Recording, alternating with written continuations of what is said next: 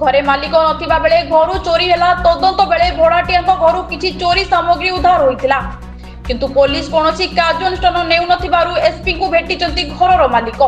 अभियोग अनुसार भद्रक सहरांचल थाना अधीन कुआस अंचल कल्याणी साहू घर ताला भांगी नगद टंका सह सुना गहना और अन्य सामग्री चोरी होइतिला। सहरांचल थाना अभियोग पर पुलिस सन्देह घरे भड़ारे रहुतिबा 2 जन को पचरा उचरा करितिला। परे जांच बेले भड़ाटिया घर किछि चोरी सामग्री पुलिस जब्त करितिला। ता सत्ते पुलिस 2 जनक विरोध में कौन कार्यानुष्ठान नहीं नथिबा अभियोग होइछि। 2 अभियुक्तक विरोध में कार्यानुष्ठान सह चोरी सामग्री उद्धार पाई भद्रक एसपी को भेटी निवेदन करिसंती घर मालिक। मो ना इप्सिता साहू घर कुआस भद्रक आमर लगातार 2 थर चोरी हो सारे घरे आम टाउन थाना द्वारस्थ होइथिलु एसपी आईएसआई को देइथिलु एफआईआर देइथिलु। आमर लास्ट चोरी होइतिला एई 1 तारिख दिन आमर आम सस्पेक्टेड जे आम निज घर भड़ाटिया से ऊपर थिले दीटा आमर सामनार 2टा गेट चाबी पड़छि किंतु आमर मझी गेट जोटा आम मेन कबाट सेटा भंगा के आम घर चोरी होइछि। या पूर्व थर भी सेमती चोरी होइतिला और जति जहाँ थिला सी जानी कहीं आमर फास्ट थर चोरी है सेकेंड थर चोरी आमर जगह चेंज करके जिनस रखाइला किंतु से जगह चेंज करवा जिनस रखा सी देखी तो से हिसाब से आमर डाउट आउ क्या जाऊनी आम कन्फर्म भी सी ही नहीं आमर 2टा गेट थाई चाबी पड़ी सेकेंड गेट कबाटे भंगा आम जिनस चोरी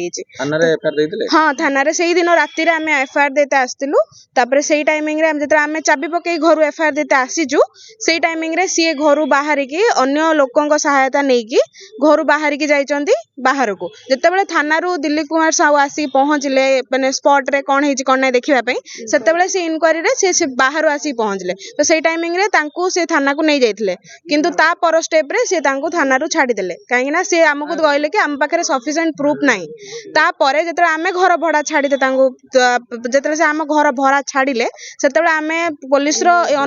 उपस्थिति रे आमे तांकर सब जिंस सर्च कलु तांकर प्रतिटी बैग प्रतिटी जिनस सर्च कला परे तांको घरु आम घर जिनस तांको घर भितर बाहरला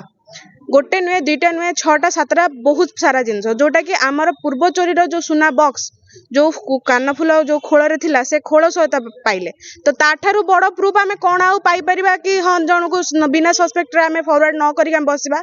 आपण निजे भी कहूँ जदि पुलिस प्रशासन एतिकी प्रूफ पाइला परे कहबे एतिकी प्रूफ सफिशिएंट नुहे तो केमिति कोन आमे आमको न्याय केमिति मिलबो। एसपी सहित देखा है आम आसिक बसीचु 10टा बेलू एसपी एवं आसछंती कौन चली मीटिंग रे अछंती तो एसपी सहित से आम जेहेतु देखा करथिलु सी किसी